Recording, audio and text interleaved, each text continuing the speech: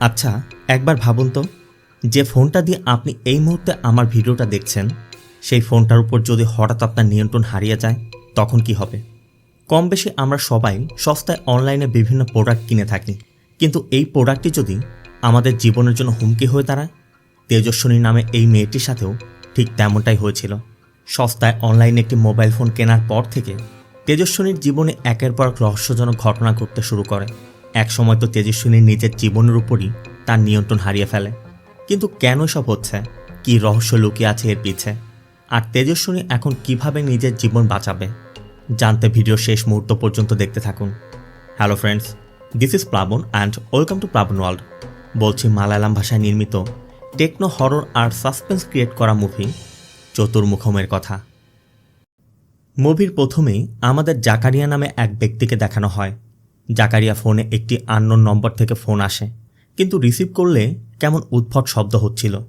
এরপর Zakaria fan on করতে গিয়ে দেখে সিলিং ফ্যানটি কাজ করছে না। তাই সে বহুদিনের ফেলে রাখা পুরাতন একটি টেবিল ফ্যান নিয়ে এসে ড্রিঙ্ক করতে শুরু করে। আর এরপরে হঠাৎ ইলেকট্রিক ম্যালফাংশন হয়ে পুরনো ফ্যানের ব্লেডটি সোজা জাকারিয়ার গলায় লেগে স্পটেই সে মারা যায়। এই ঘটনার কথা মনে রাখবেন। এরপর আমাদের ক্লিমেন্ট নামে একজন সায়েন্টিস্টকে দেখানো হয়। অ্যান্থনি নামে একটি ছেলে তার কলেজ লাইফের ফ্রেন্ড এবং বিজনেস পার্টনার তেজস্বিনীর সমস্যার ব্যাপারে কথা বলতেই ক্লিমেন্টের কাছে এসেছে। ক্লিমেন্ট যেহেতু সায়েন্টিস্ট, সে ভূত প্রেত আত্মা এইসব কিছুতে বিশ্বাসী নয়। তারপরও অ্যান্থনি তার কাছে এসেছে, কারণ সে ছাড়া আর কেউই তাদেরকে এখন সাহায্য করতে পারবে না। কিন্তু কী এমন ঘটেছে তেজস্বিনীর সাথে, চলুন সেটা আগে জেনে আসি। এই হচ্ছে অ্যান্টনির বন্ধু তেজস্বিনী, যার সকালটা হয় সেলফি তুলে সোশ্যাল মিডিয়াতে আপলোডের মধ্য দিয়ে। মোবাইল ফোন আর সোশ্যাল মিডিয়া তার জীবনে সব কিছু। এ তেজস্বিনীর বান্ধবী সাফিয়া, তারা সবাই একটি লেডিস হোস্টেলে থাকে। অ্যান্থনি আর তেজস্বিনী দুজন মিলে একটি সিসিটিভি ইনস্টলমেন্ট সার্ভিসের বিজনেস স্টার্ট করেছে। আজই এক হসপিটাল কর্তৃপক্ষের সাথে তাদের একটি অর্ডারের মিটিং আছে। তবে অ্যান্থনি সেখানে না গিয়ে তেজস্বিনীকে পাঠালে তেজস্বিনী ডক্টর মনোজের সাথে কথা বলে হসপিটালের 12টা ফ্লোরের জন্য মোট 24 লক্ষ টাকার একটি অর্ডার কনফার্ম করে।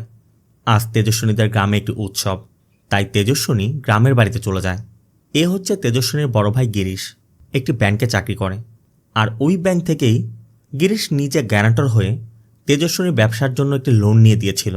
সময় মতো লোনের টাকা পরিশোধ না করা নিয়ে দুই ভাই বোনের মধ্যে মনোমালিন্য হয়েছে।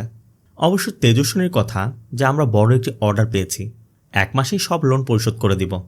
আবার তেজস্বিনীকে বাড়ি থেকে যখনই বিয়ের কথা বলছে, উল্টো তেজস্বিনী তার বড় ভাইকে আগে বিয়ে দিতে বলছে। বাবা মাও পড়েছে দুই ভাই বোনের জেদাজেদির মাঝখানে। রাতের বেলা তেজস্বিনী পূজার স্থলে গিয়ে ভিডিও বানাচ্ছিল আর এখানে সবার ফটো তুলছিল। হঠাৎই একটি মেয়ে তেজস্বিনীর উপর উত্তেজিত হয়ে তেজস্বিনীকে ধাক্কা দিলে তেজস্বিনীর সেলফোনটি সোজা পুকুরের মধ্যে পড়ে যায়। পানিতে পড়ার কারণে ফোনটি পুরোপুরি নষ্ট হয়ে গেছে। তেজস্বিনী চাচ্ছিল সামনে যেহেতু বড় একটি অর্ডার পেয়েছে, ওই বিলটি পেলে নতুন একটি ফোন নেবে, কিন্তু মোবাইল ফোন ব্যতীত সে একটি দিনও পার করতে পারবে না। তাই অ্যান্থনি তেজস্বিনীকে বুদ্ধি দেয় আপাতত অনলাইন থেকে একটি কম দামি ফোন কিনে নিতে। যে জন্য তেজস্বিনী অনলাইনে ঘাটাঘাটি করে লিজা নামে একটি ফোন দেখতে পায়, যেটার বাজার মূল্য 15,000 টাকা থাকা সত্ত্বেও মাত্র 4,500 টাকায় পাওয়া যাচ্ছে। আবার ফিচারগুলো অনেক ভালো। তেজস্বিনী আপাতত চলে যাবে, স্টকেও মাত্র একটি আছে। তাই অত কিছু চিন্তা না করে তেজস্বিনী ফোনটি অর্ডার করে দেয়। ফোনটি অর্ডার করা মাত্রই সেখানে ইলেকট্রিসিটি চলে যায়। আবার পরবর্তী দিন সকালে যখন ডেলিভারি ম্যান ফোনটি ডেলিভারি করতে আসে, তখনই তেজস্বিনী একটি বড় অ্যাক্সিডেন্টের হাত থেকে বেঁচে যায়। ফোনটিকে আনবক্স করা মাত্রই তেজস্বিনী ফোনে একটি সেলফি তোলে। এর মধ্যে অ্যান্থনি জানায় তেজস্বিনী যে ডক্টর মনোজের সাথে কথা বলে এসেছিল, ডিজাইনের বিষয়ে তার একটি ডাউট আছে। কিন্তু তেজস্বিনীর নতুন ফোনে মনোজের নম্বরটি নেই, এই জন্য অ্যান্থনিকে কথা বলতে বলে। এরপর তেজস্বিনী স্টিভ জবসের একটি ফটো ওয়ালপেপার সেট করে রাখে। সারাদিনের কাজ শেষ করে সন্ধ্যাবেলা দুজন ডিনার করতে বাইরে যায়। আর সেখানে সেলফি তুলতে গেলে তেজস্বিনী লক্ষ্য করে ইলেকট্রিক তারে ফায়ার হচ্ছে। আবার ফোনটি আনবক্স করার পর থেকে তেজস্বিনী কোনো চার্জ করেনি। সকাল থেকে এত ব্যবহার করছে, কোনোভাবেই ফোনের চার্জ শেষ হচ্ছে না। সব কিছু ঠিকঠাক থাকলেও সেলফি ক্যামেরাটার কোয়ালিটি একটু বাজে। তাই এই বিষয় নিয়ে তেজস্বিনী একটু কনফিউশনে ছিল। তারপর তেজস্বিনী হোস্টেলে ফিরে ফোনটিকে চার্জে লাগিয়েও ঘুমিয়ে পড়ে। আর ওই রাতেই ঠিক 3:14 ইলেকট্রিক ম্যালফাংশনের শব্দ পেয়ে তেজস্বিনী উঠেই দেখে যে চার্জারের ওখানে ফায়ার করছে। যখনই চার্জারটি খুলতে যাবে তখনই তেজস্বিনীটি ইলেকট্রিক শক খায়। পরবর্তী দিন সকাল থেকেই তেজস্বিনীরা হসপিটালে সিসিটিভি ইনস্টলমেন্টের কাজ শুরু করে, আর সেখানেই হঠাৎ করে ডক্টর মনোজ তেজস্বিনীকে একা পেয়ে তেজস্বিনীর ঘাড়ে হাত রাখে। তেজস্বিনীর কথা, এটা কি ধরনের ব্যবহার? আপনি আমার শরীর স্পর্শ করছেন কেন? তখনই ডক্টর মনোজ তার ফোনের হোয়াটসঅ্যাপ চ্যাট দেখায় যে তুমিই তো গতরাতে আমার সাথে ফ্লার্ট করেছ। কিন্তু তেজস্বিনীর কথা, আমি তো এমন কিছু করিনি, আমার ফোনে তো কোনো চ্যাট নেই। অ্যান্থনি তখন তেজস্বিনীকে সেখান থেকে সরিয়ে নেয়। তেজস্বিনী অ্যান্থনিকেও ফোন দেখায় যে আমার ফোনে কোনো চ্যাট নেই, আমি কোনো মেসেজ করিনি। যদিও অ্যান্থনি ডক্টর মনোজের ফোনে তার চ্যাট দেখেছে, তারপরও তেজস্বিনীর কথায় বিশ্বাস করছে। কপাল ভালো, এখনও পর্যন্ত তাদের এই অর্ডারটি ক্যান্সেল হয়নি। তেজস্বিনী ধারণা করে যে ফোনে হয়তো বা কোনো ঝামেলা থাকতে পারে, এই জন্য ফোনটি রিটার্ন করতে চায়। কিন্তু ওয়েবসাইটে ঢুকেই দেখে এই ফোনের কোনো রিটার্ন পলিসি নেই, তার মানে সে ফোনটি রিটার্ন করতে পারবে না। এই জন্য তেজস্বিনী সাফিয়াকে নিয়ে একটি মোবাইল সার্ভিসিংয়ের দোকানে দেখায়। সে চেক করে জানায় যে মোবাইলে কোনো ভাইরাস নেই, সাথে সে মোবাইলটি রিসেটও করে দেয়।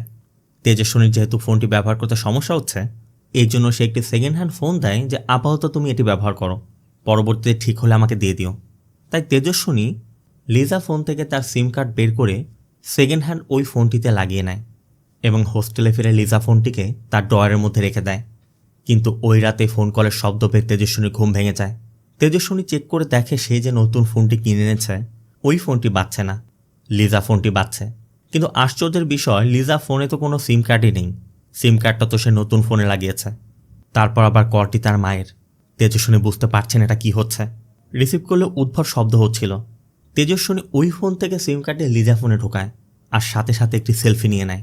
এরপর তেজস্বিনী তার মায়ের নম্বরে কল করে, কিন্তু কানেক্ট হচ্ছে না। ব্যাপারটা খুবই অদ্ভুত। এই জন্য তেজস্বিনী পরবর্তী দিন বাড়িতে গিয়ে তার মায়ের কাছেও জানতে চায় যে গত রাতে থেকে তুমি আমাকে কল করেছিলে। কিন্তু তেজস্বিনীর মা জানায় সে কোনো কলই করেনি, তার মানে ফোনে কোনো ঝামেলা আছে। আবার ওই রাতে যে মেয়েটা ধাক্কা লেগে তেজস্বিনীর ফোনটি নিচে পড়ে গিয়েছিল, ওই মেয়েটাকে দেখে তেজস্বিনী মনে পড়ে যে পানিতে পড়ে তো তার আগের ফোনটি নষ্ট হয়ে গিয়েছিল। তাই তেজস্বিনী এই ফোনটিও নষ্ট করতে পুকুরের পানিতে ফেলে দেয়। তেজস্বিনী ধারণা করছিল এতে করে হয়তো তার সমস্যার সমাধান হয়ে যাবে। কিন্তু পুকুরের পানিতে ফোনটি ফেলে বাড়িতে যাওয়া মাত্রই তেজস্বিনী লক্ষ্য করে তার হাতের মধ্যে অদ্ভুতভাবে অনেকগুলো র্যাশ দেখা দিয়েছে। তেজস্বিনীর মা বিষয়টি লক্ষ্য করে, তাই তেজস্বিনীর হাতে একটি মলম লাগিয়ে দেয়। ঠিক এরপরই তেজস্বিনীদের পাশের বাড়ির সুদীপ নামে একটি ছেলে তেজস্বিনীর ফোনটি নিয়ে আসে এবং জানায় পুকুরের একদম শেষ সিঁড়িতে সে ফোনটি পেয়েছে। ভাগ্য ভালো ফোনটি পানিতে পড়েনি। আর এই ফোনের ওয়ালপেপারে তেজস্বিনীর ফটো দেখেই সে বুঝতে পেরেছে ফোনটি তেজস্বিনীর। কিন্তু আশ্চর্যের বিষয়, তেজস্বিনীতে এই ফোনের ওয়ালপেপারে নিজের ফটো সেটই করেনি। সে তো স্টিভ জবসের ফটো দিয়েছিল, আর ফোনটি তো পানির মধ্যে পড়েছিল। তার থেকে বড় আশ্চর্যের বিষয়, ফোনটি হাতে নেওয়া মাত্রই তেজস্বিনীর হাতের র্যাশগুলো একদমই মিলিয়ে যায়। তবে আপাতত তেজস্বিনী ধারণা করে যে তার মা কিছুক্ষণ আগে যে মলমটি দিয়েছিল তার কারণে হয়তোবা এগুলো কমে গেছে। কিন্তু ফোনের বিষয়টা এখনও রহস্যজনক। পাশের ঘরে ওয়াশিং মেশিন চলছিল, তাই তেজস্বিনী ফোনটিকে নষ্ট করতে ওয়াশিং মেশিনের মধ্যে ঢুকিয়ে দেয়। আশ্চর্যের বিষয়, এত সময় ওয়াশিং মেশিনে রাখার পরও ফোনের কিছুই হয়নি। তাই রাতের বেলা তেজস্বিনী হোস্টেলে ফেরার পথে ফোনটা রাস্তার মধ্যে ফেলে দেয় যাতে কোনো গাড়ির চাকার নিচে পড়ে ফোনটি নষ্ট হয়ে যায়। এর মধ্যে বৃষ্টিও শুরু হয়েছে। হঠাৎ করে তেজস্বিনীর ফোনটিও বাজতে শুরু করে। তেজস্বিনী এগিয়ে দেখে সাফিয়ার কল। তবে সে যতই ফোনটিকে ওঠানোর চেষ্টা করুক না কেন, ফোনটি কোনোভাবেই উঠাতে পারছে না। মনে হচ্ছে ফোনটি নিচের থেকে কেউ টেনে ধরছে। এমনকি একসময় তেজস্বিনীর হাতটাও ফোনের সাথে স্ট্রাক হয়ে যায়। কোনোভাবেই সে ফোন থেকে হাত সরাতে পারছে না। এর মধ্যে একটি গাড়িও এসে পড়ে। তবে ঠিক শেষ মুহূর্তে কোনো মতে তেজস্বিনী প্রাণে বেঁচে যায়। তেজস্বিনী ভয়ে ফোনটিকে ফেলে সোজা তার হোস্টেলে চলে যায়। গিয়ে দেখে তার হাত ভর্তি র্যাশ হয়ে গেছে। তেজস্বিনী তখন মনে পড়ে যে আগেরবার যখন সে ফোনটিকে বাইরে ফেলে এসেছিল তখন তার হাতে র্যাশ উঠেছিল, আর এখনও তো বাইরে ফোন ফেলে এসেছে, তার মানে ওই ফোনের সাথে র্যাশের কোনো কানেকশন আছে। তাই তেজস্বিনী আবার ফোনটিকে খুঁজতে যায়। এবারও গিয়ে দেখে তার মায়ের কল এসেছে, কিন্তু রিসিভ করলেও কোনো কথা হচ্ছে না। তেজস্বিনী বুঝতে পারে এগুলো কোনো কোইন্সিডেন্স নয়, এই ফোনের মধ্যে এমন কোনো রহস্য আছে যেটা তার বোঝার একদমই বাইরে। এই জন্য তেজস্বিনী ফোনটিকে হোস্টেলে নিয়ে আসে এবং একটি হাতুড়ি দিয়ে ভাঙার চেষ্টা করে। কিন্তু ফোনের উপর হাতুড়ি দিয়ে আঘাত করলে ফোনের গ্লাসের উপর স্ক্র্যাচ ঠিকই পড়ে। কিছুক্ষণের মধ্যে স্ক্র্যাচটি আবার ঠিক হতে শুরু করে। আর এরপরই তেজস্বিনী বুঝতে পারে ফোনের উপর স্ক্র্যাচ ঠিক হয়ে গেলেও ঠিক একই রকম একটি স্কেচ তার মুখে পড়েছে। এতে করে তেজস্বিনী স্পষ্টই বুঝতে পারে সে যতই ফোনটিকে নষ্ট করতে চেষ্টা করুক না কেন, ফোনের কিছু হবে না, তার নিজেরই ক্ষতি হবে। তাই ফোনটিকে কোনোভাবে নষ্ট করা সম্ভব নয়। অ্যান্থনির মুখে তেজস্বিনীর ওই ঘটনার কথা শুনে ক্লিমেন্ট জানতে চায় যে ওই ঘটনার পর তেজস্বিনীর মুখে কি স্কেচটি ছিল, আর ফোনের স্ক্র্যাচের বা কী হয়েছিল। অ্যান্থনির কথা, ফোনের কোনো স্ক্র্যাচ না থাকলেও তেজস্বিনীর মুখে ছিল। আবার এ পর্যন্ত যা কিছু ঘটেছে সব কিছু তেজস্বিনীর সাথেই ঘটেছে। অ্যান্থনি এ পর্যন্ত কিছুই দেখেনি। তাই ক্লিমেন্ট এই গল্প বিশ্বাস করতে চাইছে না। ক্লিমেন্টের কথা, যদি ওই ফোনের সমস্যা থেকেই থাকে তাহলে কেন ও এখনও পর্যন্ত ফোনটি ব্যবহার করছে। অ্যান্থনি তখন বলে যে প্রবলেমের শুরুটা তখনই হয়েছে যখন ও ফোনটিকে দূরে সরানোর চেষ্টা করেছে। তেজস্বিনীর সাথে ওই ঘটনা ঘটার পর তেজস্বিনী লিজা ফোন সম্পর্কে জানতে অনলাইনে রিসার্চ করে, কিন্তু অনলাইনে লিজা ফোন সম্পর্কে কোনো তথ্যই নেই, এমন কোনো কোম্পানিও নেই। তবে ওই ঘটনার পর থেকেই তেজস্বিনী ফোনটি নিজের কাছে রাখতে শুরু করে, কারণ তেজস্বিনী ভয় পাচ্ছিল ফোনটি দূরে রাখলে হয়তোবা আবার তার শরীরে র্যাশ আসতে পারে। এই জন্য তেজস্বিনী ডক্টরের কাছেও যায়। আবার অ্যান্থনির ড্রাইভার বশির তেজস্বিনীর এই সমস্যার কথা জানতে পেরে তেজস্বিনীকে একজন ফকিরের কাছে নিয়ে যায়। আর সেখানেও আশ্চর্যজনকভাবে সেখানে থাকা অন্য সকল ফোনগুলো একসাথে বাজতে শুরু করে। একই সময় এক এক নম্বর থেকে কল আসছে। এমনকি তাদের সাথে কিছু উদ্ভট ঘটনা ঘটায় বাধ্য হয়ে সেখান থেকে চলে আসতে হয়। কোনোভাবেই তেজস্বিনী ফোন থেকে দূরে যেতে পারছে না। ফোনটা পুরোপুরি তার সাথে কানেক্টেড হয়ে গেছে।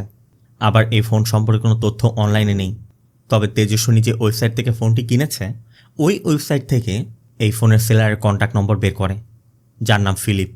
একদিকে তেজস্বিনী ফিলিপের সাথে কন্ট্যাক্ট করার চেষ্টা করছে, আর অন্যদিকে ফিলিপকে দেখা যায় ফোনে কোনো এক কাস্টমারের সাথে কথা বলছে। আর এখানেও আমরা ফিলিপের কাছে একই রকম একটি লিজা ফোন দেখতে পাই। ফিলিপের ঘরের মধ্যে যে গেজেটগুলো ছিল হঠাৎ করে সেগুলো অন হয়ে যায়। ফিলিপ বুঝতে পারছে না ঘরের মধ্যে সব কী হচ্ছে। আবার কানে যে হেডফোন ছিল সেটার মধ্যেও উচ্চ শব্দ আসার কারণে তাকে ছুঁড়ে ফেলে দিতে হয়। বারবার শুধু একটি শব্দ ভেসে আসছিল, ইটস মাই ফোন। ফিলিপ হার্টের পেশেন্ট, তার বডিতে একটি পেসমেকার লাগানো আছে।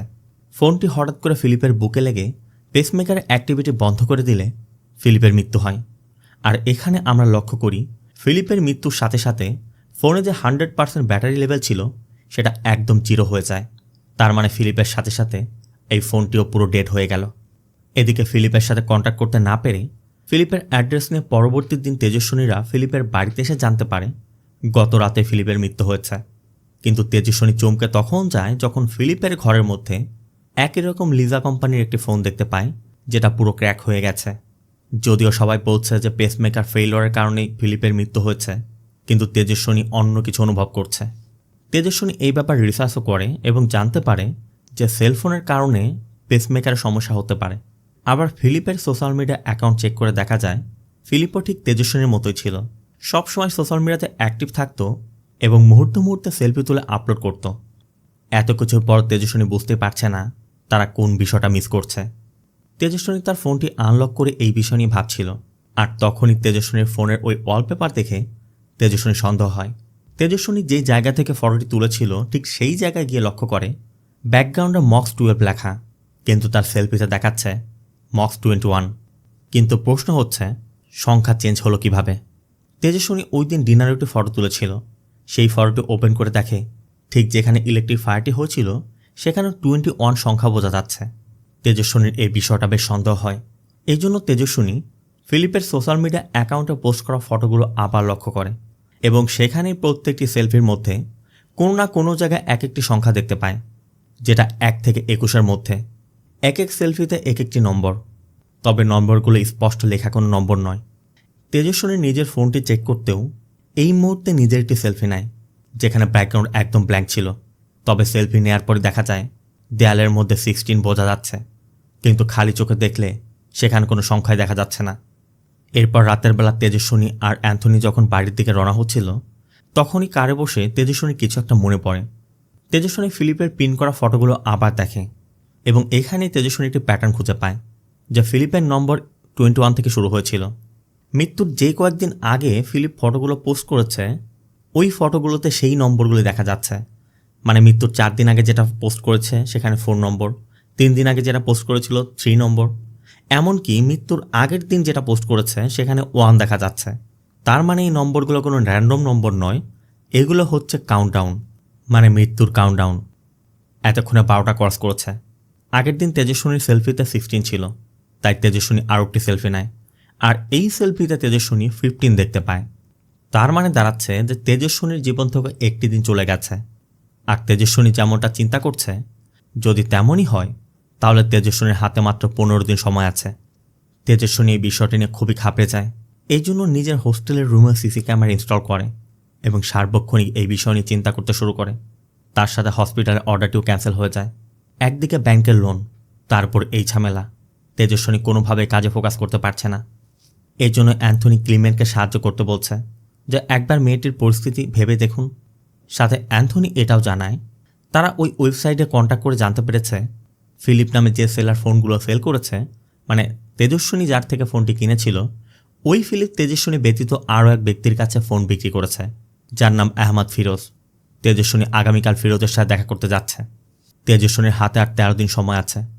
পরদিন সকালে তেজস্বিনী ফিরোজের খোঁজ করতে গিয়ে জানতে পারে এই ফিরোজ অন্য কেউ নয়, তার যে বান্ধবী ছিল সাফিয়া, সাফিয়ার বয়ফ্রেন্ড। সাফিয়ার মাধ্যমে ফিরোজের সাথে সে কথা বলে এবং ফিরোজের সাথে ফোনের বিষয়ে আলোচনা করে যে একই কোম্পানি ফোন আমি নিয়েছি।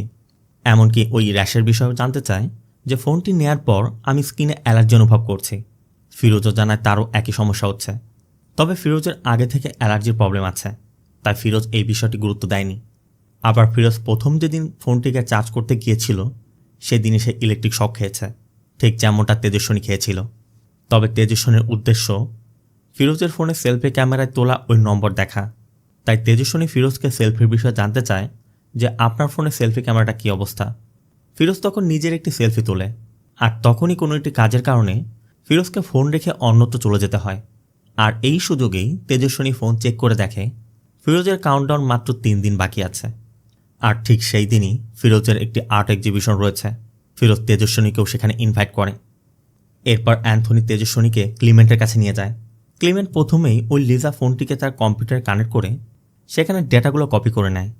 আবার চেক করে দেখতে পায় এই ফোনটির রেডিয়েশন সাধারণ ফোনগুলোর থেকে অনেক বেশি। এই জন্য ক্লিমেন্ট ধারণা করছে এই রেডিয়েশনের কারণে হয়তো বা র্যাশেস হচ্ছে। কিন্তু তেজস্বিনীর কথা যে রেডিয়েশনের কারণে যদি র্যাশেস হবে তাহলে ফোন যখন কাছে থাকবে তখন র্যাশ হবে, কিন্তু সে যখন ফোন দূরে রাখার চেষ্টা করছে তখনই র্যাশ হচ্ছে। এটা কিভাবে সম্ভব? আবার ওই কাউন্টডাউনের বিষয় যখন বলে যে প্রত্যেকটি ফটোতে এক একটি নম্বর থাকছে আর এই নম্বরটি 21 থেকে শুরু হচ্ছে, তখন ক্লিমেন্ট পিছনে একটি ক্যালেন্ডার থাকা জায়গায় একটি সেলফি তুলতে বলে। আর ওই সেলফির দ্বারা সে এটাই বোঝাতে চায় যে তোমরা যখন কোনো র্যান্ডম ফটো তুলেছ সেখানে তোমরা ওই নম্বরগুলোকে কল্পনা করেছ, এগুলো সবই কোইন্সিডেন্স। আর ইদানিং তোমরা ফোনের মধ্যে সবসময় পড়ে থাকো, তাই ফোনের বিষয়ে তোমাদের এসব চিন্তাভাবনা স্বাভাবিক। সাথে সে এটাও বলে যে আমি তো সব ডেটা কালেক্ট করেছি, দেখি সেখানে কিছু খুঁজে পাই কি না। আর এরপরে আমরা দেখতে পাই মাত্রই তেজস্বিনী যে ফটো তুলেছিল সেখানে একদম বেসিনের উপর 13 লেখা রয়েছে, যেটা তারা লক্ষ্য করেনি। এরপর তেজস্বিনীরা তাদের অফিসে ফিরে যায়। আর হঠাৎ করেই একটি মেসেজ আসায় তেজস্বিনী রাগ করে ফোনটি ছুঁড়ে ফেলে, কারণ এই ফোনের জন্য যত সমস্যা। আর তখনই ঘটে এক আশ্চর্যজনক ঘটনা। রুমের মধ্যে সকল মনিটর অন হয়ে যায়। যে সকল সিসিটিভি ক্যামেরা সেখানে লাগানো ছিল বা যেগুলো ডিসপ্লে করা ছিল সবগুলো একসাথে তেজস্বিনীর দিকে মুভ করতে শুরু করে, যে জন্য একসময় বাধ্য হয়ে তেজস্বিনীকে ওই ফোনটি তুলে আনতে হয়। আর যখনই সে ফোনটি তুলে ফেলে তখনই ক্যামেরাগুলো আবার স্বাভাবিক হয়ে যায়। এতদিন পর্যন্ত যা কিছু ঘটছিল সবই তেজস্বিনীর একার, আর আজ অ্যান্থনিও সব কিছু অনুভব করতে পারল। আর এর দ্বারা এটাও বোঝা যায় যে ওই সিসিটিভি ক্যামেরাগুলো এই মোবাইল ফোন কন্ট্রোল করছিল। এরপরে ক্লিমেন্ট তেজস্বিনীদের ডেকে জানায় যে ফোনের একটি হিডেন ফোল্ডারে সে একটি ভিডিও পেয়েছে, যেটা দেখে বোঝা যাচ্ছে এটা এই ফোনের ক্রিয়েটরের ভিডিও। মানে সায়েন্টিস্টরা যেমন তাদের রিসার্চ করার সময় ভিডিও তৈরি করে রাখে, ঠিক এই ফোনের ক্রিয়েটরও এমন একটি ভিডিও তৈরি করে এই ফোনের একটি সিক্রেট ফোল্ডারে রেখে দিয়েছিল। এখন এই ব্যক্তিকে খুঁজে পাওয়া গেলেই এই ফোনের রহস্য জানা যাবে। এই ভিডিওর মধ্যেই কেরালা স্টার্টআপ মিশনের একটি লোগো দেখা যায়। এই জন্য ক্লিমেন্টরা ওই কোম্পানি দিকে খোঁজ করে আদর্শ নামে ওই ফোনের ক্রিয়েটারের কথা জানতে পারে। সাথে এটাও জানা যায় আদর্শ এখানে ল্যাবের মধ্যে রাত দিন কাজ করত। এমনকি ভিতরে সে কী নিয়ে কাজ করছিল মাসের পর মাস সেখানে পরিষ্কার করতেও কাউকে ঢুকতে দেয়নি। তবে ওই ল্যাবের মধ্যে একদিন আগুন লেগে আদর্শের মৃত্যু হয়েছিল। আদর্শের যে বায়োডাটা ছিল সেখানে সেকেন্ডারি কন্ট্যাক্টে নবীন জোসেফ নামে এক ব্যক্তির নাম্বার পেয়ে তেজস্বিনীরা সেই নবীনের সাথে দেখা করে এবং জানা যায় এই নবীন আদর্শেরই বন্ধু ছিল। আদর্শ তখন একটি স্টার্টআপ কোম্পানি খুলেছিল যার নাম ছিল এপি টেকনোলজিস, আর লিজা ছিল আদর্শের রিসার্চের নাম। আদর্শের বাবা তাকে ছোট রেখে মারা গিয়েছিল। আর আদর্শ যখন কলেজে পড়ে তখন আদর্শের মা মারা যায়। নবীন আর আদর্শ একই সাথে একই কলেজে পড়াশোনা করেছে। আদর্শ মূলত কলেজ লাইফ থেকে এমন একটি মোবাইল ফোন তৈরির কাজ করছিল যে মোবাইল ফোনে কখনো চার্জ করতে হবে না। আমাদের আশেপাশের ডিফারেন্ট টাইপ অফ এনার্জিস থেকে অটোমেটিক চার্জ হয়ে যাবে, মানে কোনো চার্জারও লাগবে না, পাওয়ার ব্যাঙ্কও লাগবে না, ফোন এমনিতেই চলবে। নবীন তখন ইউএসএ ছিল। আদর্শ এই প্রজেক্টের উপর কাজ করতে গিয়ে একসময় সাকসেস হয়। তখন আদর্শ নবীনকে কয়েকটি ভিডিও পাঠিয়েছিল। নবীন জানায় প্রথমের দিক ভালো ছিল, কিন্তু ধীরে ধীরে সমস্যার দেখা দেয়। আদর্শ তার প্রজেক্টের জন্য বড় একটি ইনভেস্টর পেয়েছিল, যার নাম ছিল গুপ্তা। ওই সময় গুপ্তা একটি টেকনিক্যাল এক্সপার্ট টিম দিয়ে আদর্শের এই যে প্রজেক্ট ছিল তার উপর রিসার্চ করায়, এবং সেখানে রিপোর্টে আসে যে আদর্শের যে ফ্রন্ট ক্যামেরা আছে, মানে সেলফি ক্যামেরা, সেটা দুর্বল। তাই আদর্শকে তারা একটি টাইম ফ্রেম বেঁধে দেয় যে হয় আদর্শকে তাদের ইনভেস্টের টাকা ফেরত দিতে হবে, নয়তো আদর্শ এতদিন পর্যন্ত যে রিসার্চ করেছে সব কিছু তাদেরকে দিয়ে দিতে হবে। মানে আদর্শের এই প্রজেক্টটার মালিকানা তারা হয়ে যাবে। আর এই জন্য তারা আদর্শকে 21 দিনের সময় বেঁধে দিয়েছিল। ওই সময় আদর্শ অন্য ইনভেস্টর খোঁজও করেছে, কিন্তু প্রত্যেকটি জায়গায় গুপ্তের নেগেটিভ রিভিউ দিয়ে তাদেরকে আর ইনভেস্ট করার সুযোগ দেয়নি। পরবর্তীতে একসময় আদর্শ এটাও জানতে পেরেছে যে গুপ্তার উদ্দেশ্য ছিল আদর্শের প্রজেক্টটা নিজের হাতে নিয়ে বড় কোনো টেলিকমিউনিকেশন কোম্পানির কাছে বিক্রি করে দেয়া, যে জন্য আদর্শ ওই সময়ের মধ্যে কোনো ইনভেস্টর ম্যানেজ করতে পারেনি। এরপর নবীন খবর পেয়েছে আদর্শ তার ল্যাবে আগুনে পুড়ে মারা গেছে। এরপর অ্যান্টনি থানায় যায়। সেখানে গিয়ে জানতে পারে যে ল্যাবের ওই ইনসিডেন্টের সময় জাকারিয়া নামে এক পুলিশ অফিসার ওই কেসের তদন্ত করেছিল। অ্যান্টনি বর্তমান অফিসারের কাছে এটাও জানতে চায় যে ল্যাবে আদর্শর কোনো ফোন পাওয়া গিয়েছিল কিনা। আর এখানে একজন কনস্টেবলের আচরণ একটু সন্দেহজনক মনে হয়। এমনকি তাদের থেকে ইনভেস্টিগেশনের তথ্য জানতে পেরে অ্যান্থনি আবার সেই নবীনের সাথে দেখা করে এবং সবশেষে জানতে পারে যে আদর্শের মৃত্যুটা কোনো স্বাভাবিক মৃত্যু ছিল না। মূলত আদর্শ চাচ্ছিল না তার প্রজেক্ট অন্য কারোর হাতে তুলে দিবে। তাই গুপ্তার সম্পর্কে সবকিছু জানার পর আদর্শ ওই সময় তার ইনভেস্টর গুপ্তাকে খুন করে। আদর্শ ভালো করে জানতো যে সে এখানে থাকলে পুলিশের হাতে ধরা পড়ে যাবে। আবার নবীন ওই সময় ইউএস ছিল, তাই আদর্শ ওই সময় যা স্যাম্পল হিসেবে 4টি ফোন তৈরি করেছিল, ওই 4টি ফোন একটি ফায়ার রেজিস্ট্যান্ট বক্সের মধ্যে রেখে পুরো ল্যাবের মধ্যে আগুন দিয়ে দেয়, যাতে তার এই প্রজেক্টে অন্য কেউ কাজ করতে না পারে।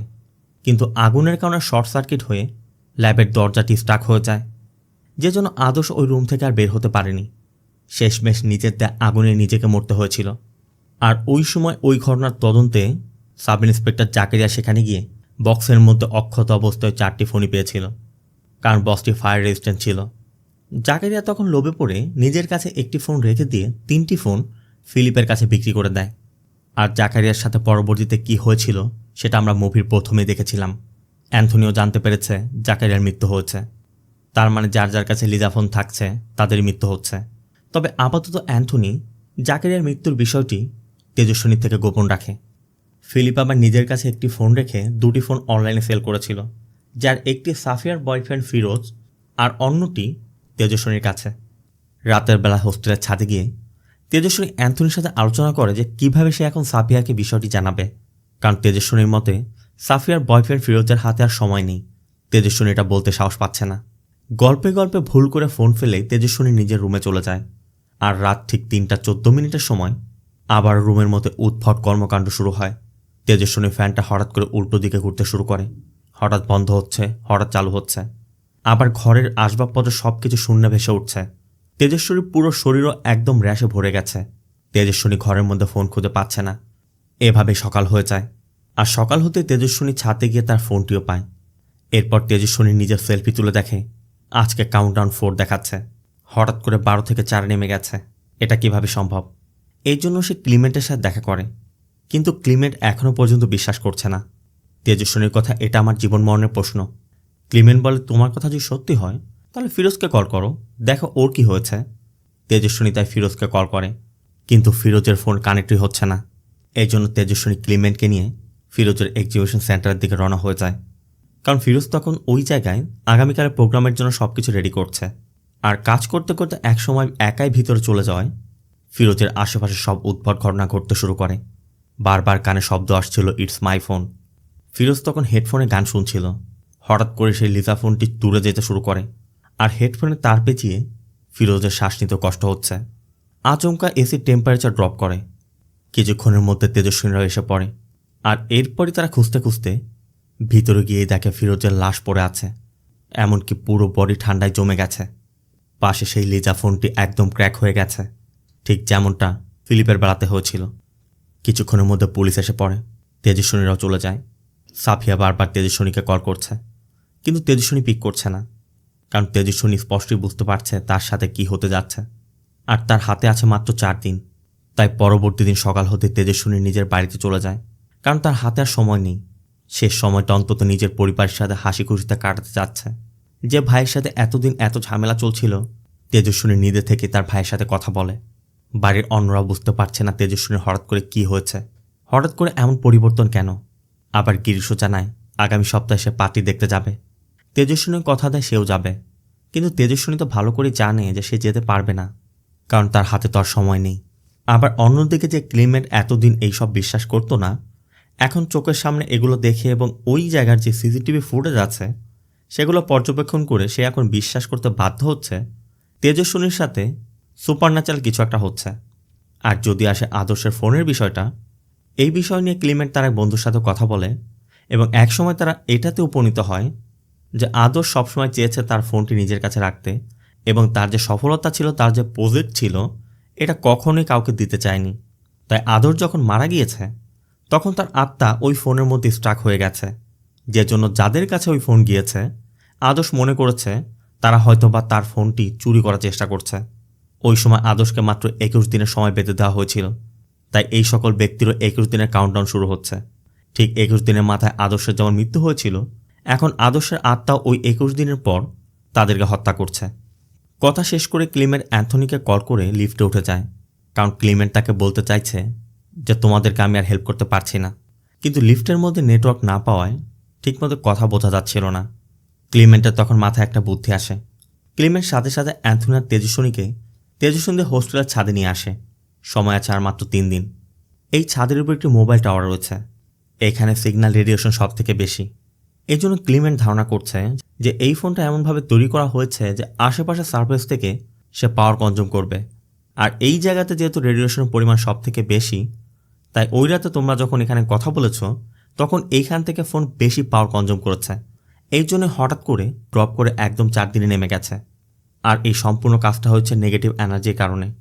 তাই ক্লিমেন্টের ধারণা, যদি তারা পজিটিভ এনার্জির পরিমাণ বাড়াতে পারে আর নেগেটিভ এনার্জিকে দূরে রাখতে পারে, তাহলে হয়তো বা এই কাউন্টডাউন বাড়ানো সম্ভব। কারণ যদি কমে তাহলে তো অবশ্যই বাড়ানোর সুযোগ থাকতে পারেই।